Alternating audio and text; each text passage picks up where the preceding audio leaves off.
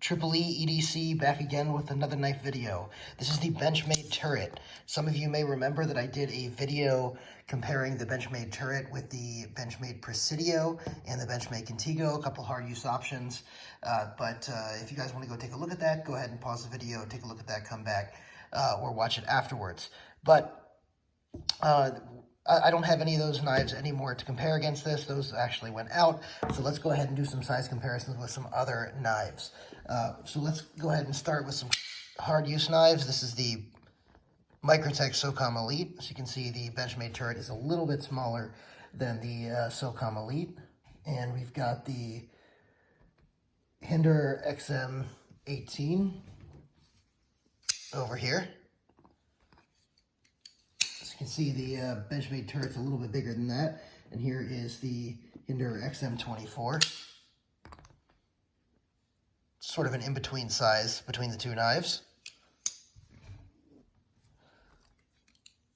Let's go ahead and take a look at, excuse me, another hard use knife, the ZT-0308. You can see the turret is a little bit smaller than the 0308. And we'll go ahead and look at a couple of other knives, the Benchmade Griptilian.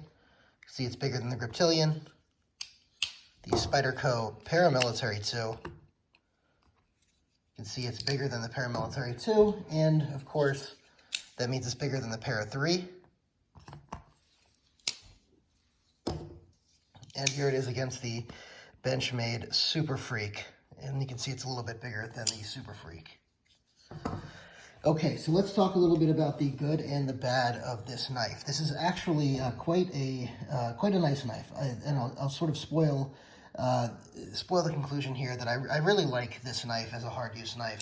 I'll tell you, when it comes to hard use, it really is very, very rugged. This is supposed to be Benchmade's strongest axis lock to date, even stronger than their Benchmade Adamas axis lock. I think it actually holds more weight than the Adamas when it was tested, which is pretty amazing. It comes with stainless steel liners here with G10 overlays, and it comes in two options. It comes in the satin plain blade or the black DLC coated combo edge blade. It is an S30V steel, which is an excellent steel and is just fine for hard use. I'd probably prefer, something a little bit more like a 3V or something in hard use, but I don't think Benchmade's perfected their heat treat of 3V. So in this case, I think S30V is fine, and it's something that can be field sharpened. If I had to recommend a specific steel that I'd like to see on here, if I had my choice, I'd probably say, since this is going to be carried in the field a lot, that CPM 154 or 154 CM would have been a good option here, just because it's easy to field sharpen and it has a lot of good qualities on edge holding and toughness. Okay, so let's go ahead and talk about the blade shape here. The blade shape here is absolutely not excellent.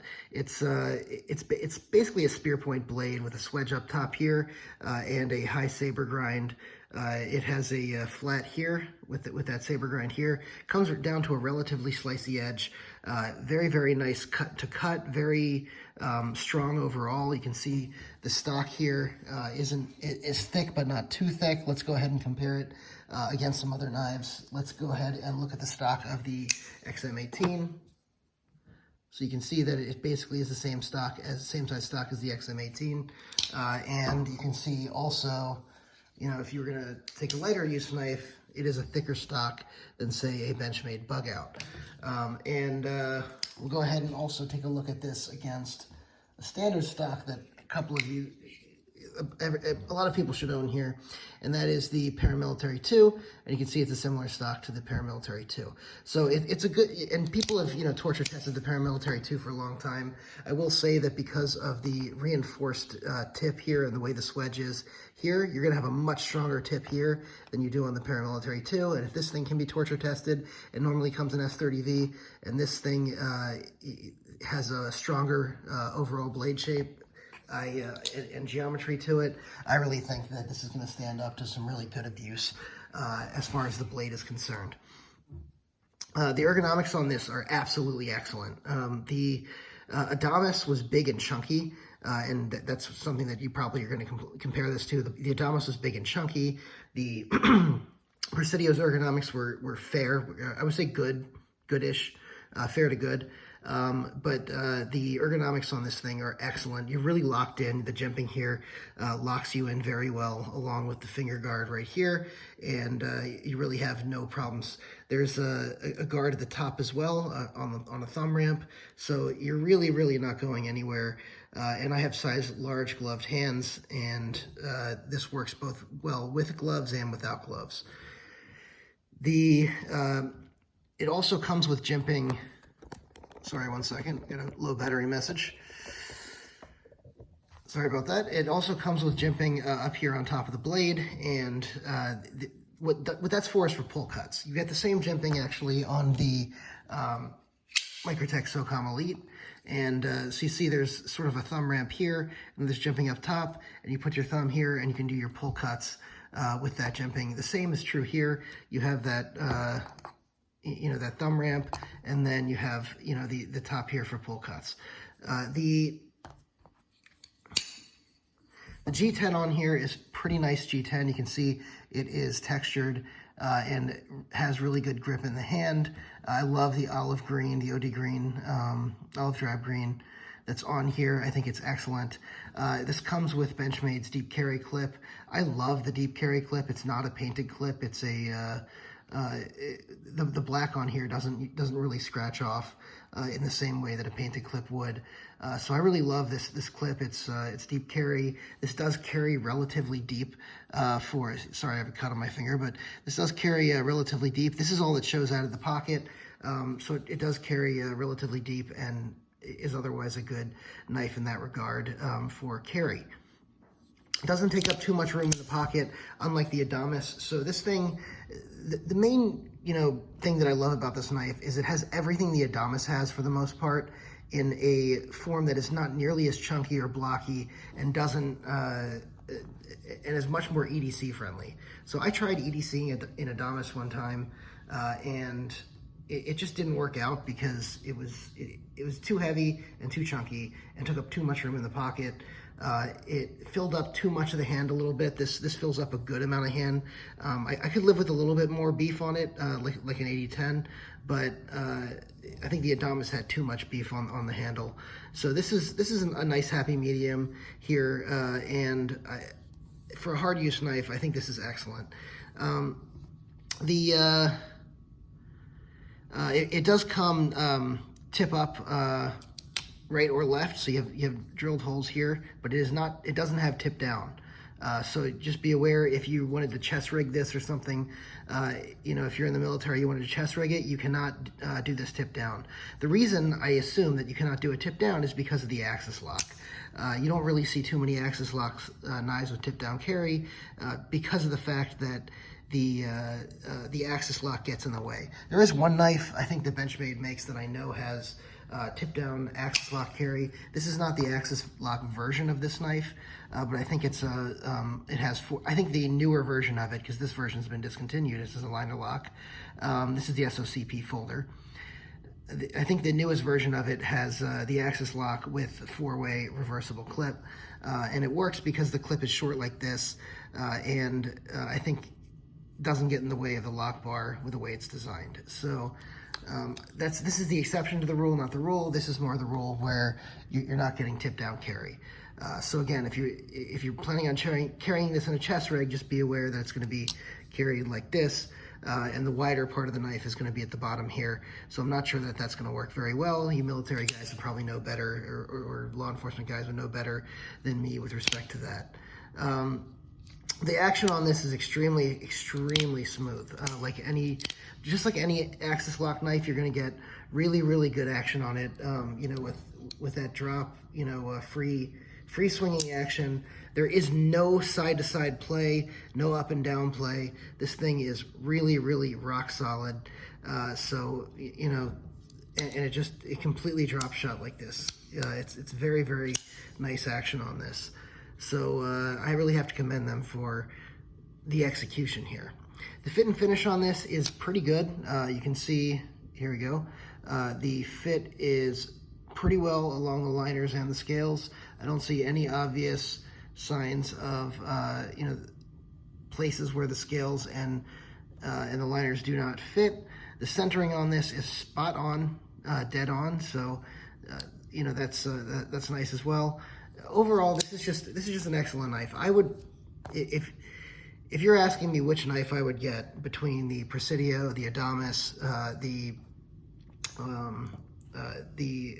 Contigo, if I'm looking for a hard use knife, and the yeah, between those four knives, if you're asking me which one to get, it would be the Turret. The Turret is really, really underappreciated, an unsung hero of Benchmade's lineup, especially the black class.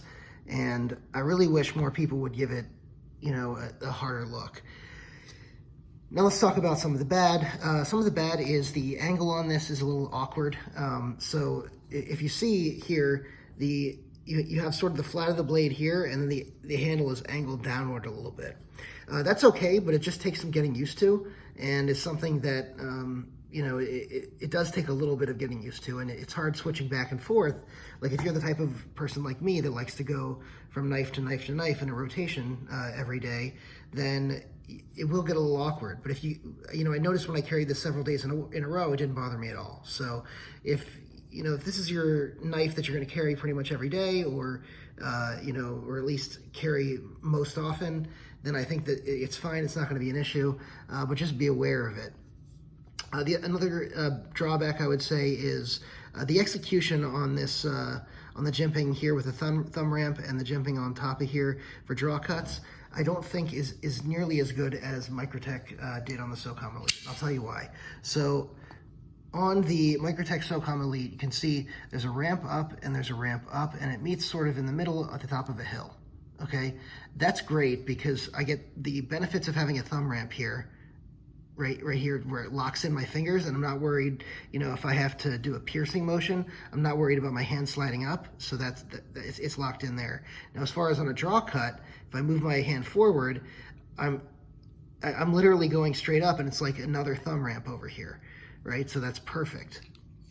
Now, compare that to the Benchmade Turret here, and you can see the thumb ramp here is excellent going up here. However, once you go past here, this is not angled upwards. This is straight and then runs right into the scale. So what that means is when your thumb is there, you feel this this guard here digging into your finger. That is not ideal. Okay, I'm glad they put the notch here, the jimping here, so that we can do some draw cuts, but I can't use it the way I want to. So what that means is I have to sort of tuck that finger guard in the crease of my finger here, put this down, and then use the crease of my finger sort of as leverage against it so it's not digging into me. Definitely not ideal. So, you know, that's something to be aware of as well. I don't know about the black thumb studs. I don't really love the black thumb studs there. And if you look, it just doesn't really fit the knife. So I could do without the black thumb studs, meaning I'd like to see, you know, a different color, maybe satin thumb studs, just match the blade. I think that would be totally fine. The black hardware on here, I'm okay with. And I think the reason they went with the thumb studs is because the rest of the hardware was black. But, you know, Benchmade is the same company that will go and put a silver axis lock or a satin axis lock and thumb studs on knives with all black hardware everywhere else. So if they're willing to do it in other places where it's not convenient or where people don't necessarily want that, and I'll give you an example of that, and that's this. So this is the Benchmade 943, and you see the silver axis lock? This would be great blacked out. I don't know why they didn't black this thing out, but they didn't. Here, they blacked out the hardware. It's all blacked out everywhere, including the thumb studs, but it just doesn't match the blade. And, you know, it's not a big thing, but as Nick Shabazz would say, it's a thing. I think that's pretty much it on the knife. I don't have much bad to say about it. This is a really, really, really well executed, you know, tactical or hard use knife. And I really have to commend Benchmade for this. I'm honestly a little bit flabbergasted that this has not received you know, more attention in the knife community, that this has not received more praise in the knife community. I don't see more people carrying it or talking about it on any of the forums or any of the Facebook groups. I'm a little taken aback. I love this knife. I highly recommend this knife. And if you're looking for a hard use folder, this for $180, $190 is an excellent choice. And I think the price is totally fine for that with how rugged it is and the hard use that you're getting here. I will say, just you know, as far as the pricing goes, the secondary market pricing can be better. You can find these for about $140, $150 if you look hard enough. Usually $150 is about the price you're going to see, but if you're willing to wait a longer period of time, you may be able to find it for about $140. So, you know, that's really the only drawback. But other than that, you know, it's worth the money even to buy it new. That's all I want to say. And if you enjoyed this video, go ahead and leave me a like, drop a comment, let me know if you have the turret or have checked it out, and or what you think about it. And if you haven't subscribed, go ahead and subscribe and hit the notification bell so you get all my content. Thanks so much.